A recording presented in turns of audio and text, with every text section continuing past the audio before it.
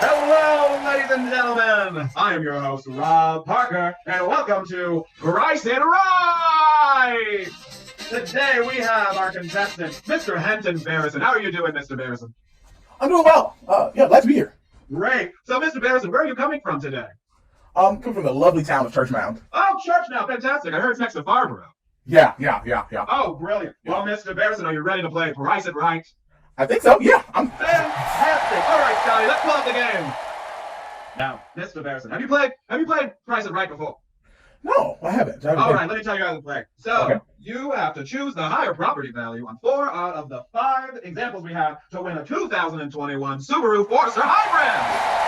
A Subaru Forester Hybrid? What? Oh my God. Mileage. Yes, Okay, I got this. All right, Sure. all right, Mr. Barrison. Let's start with our first example of Price It Right. Okay.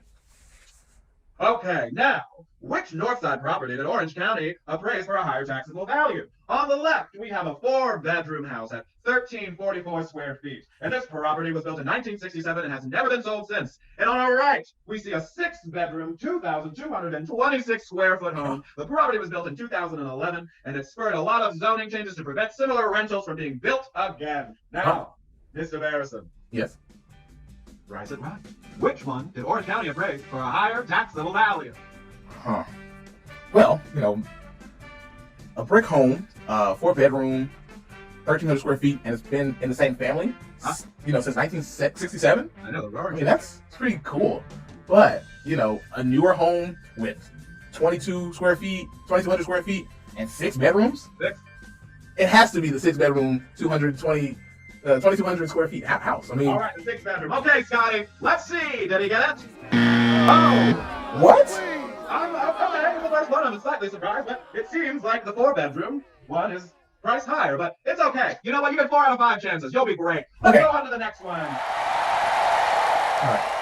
All right, Mr. Barrison. This one should be easy. It's easy. So on the left, actually, we have an 8-bedroom, 3,100 square foot quadruplex. And there's actually a house, the blue house behind it is actually part of it. And rents are over $4,000 a month. And then on our right, we see a 4-bedroom, 2,200 square foot duplex. That's just 2, not the 4 of the quadruplex. And it was built by Habitat for Humanity by 2, and has for 2 former Northside residents to move back into the community as neighbors. Mr. Barrison, I think this one is an easy ticket. All right. Price It Right. Well, it's double the amount of bedrooms. Double. I mean, double the amount of bedrooms. You got over 3,000 square feet. I mean, and it rents for over $4,000 a month. I know. I mean, like San Francisco or something. Like, I know that Habitat for Humanity does really great work. They build quality housing for people. But 4 bedrooms versus 8 bedrooms. I think I'm hearing your choice, Mr. Barrison. I mean, the 8-bedroom has to be more expensive. Yeah. It has 8 bedrooms. All right, Scotty. Did he get it? Did he price it right? Let's see. Oh, that's the next example. Maybe. I don't know, Scotty. What's going on? Were you up too late last night? Oh, what in the Jiminy Cricket? It is the Habitat home at 458, 800. I'm so shocked I can't even say words right now. Okay, I'm gonna go a little off the rails here because I've been doing the show for 30 years and nothing about this situation is making sense. I'm just gonna say, do we have a tax assessor in the building? In the audience? Do we have a tax assessor in the audience? Because this is not making sense to me. Scotty, is it making sense to you? I know, it makes no sense. Yes, sir. Audience member Parker with Property Tax Associates. There it is. Hello, Parker with Property Tax Associates. Now, Mr. Parker, can you explain what's going on with the situation?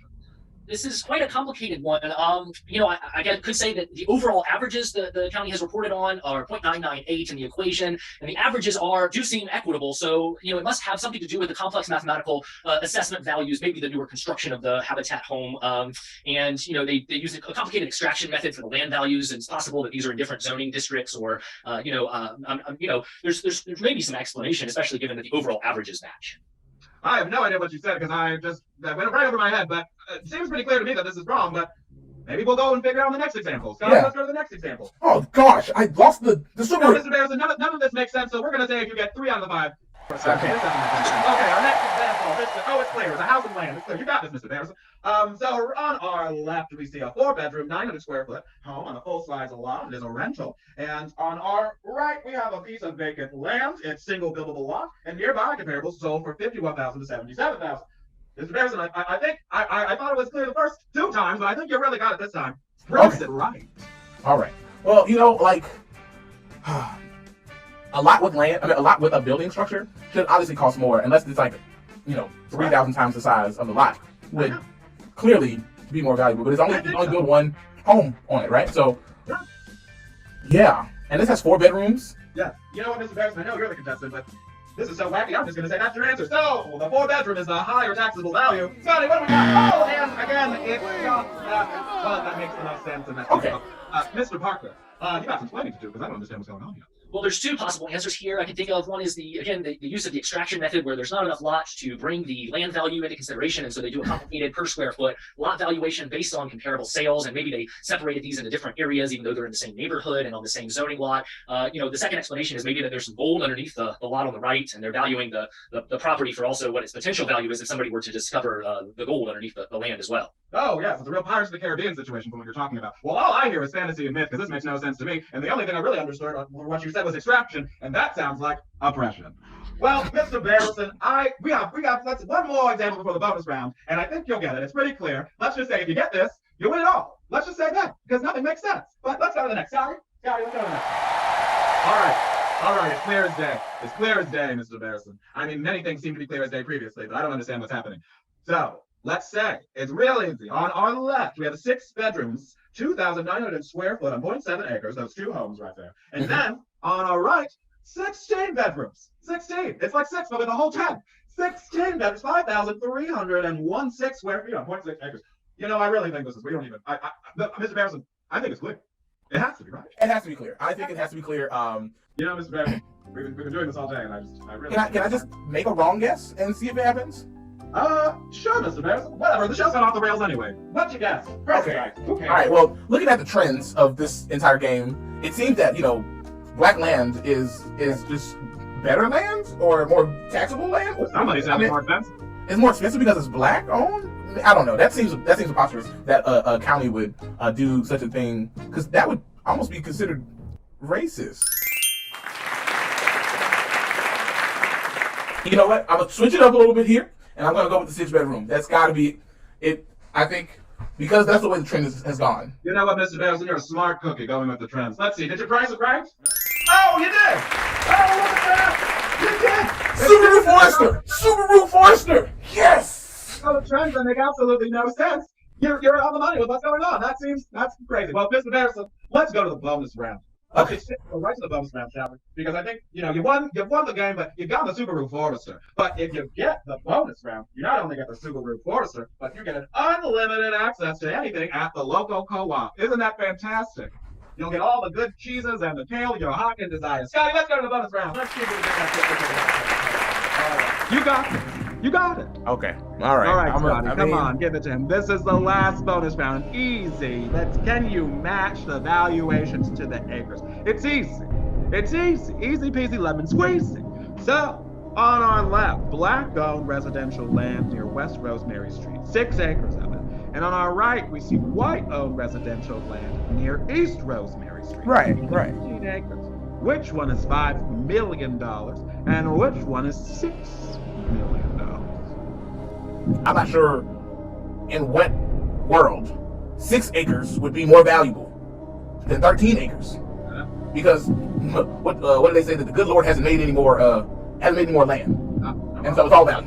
Okay, so I have to stick to common sense here, because apparently common sense ain't common no more.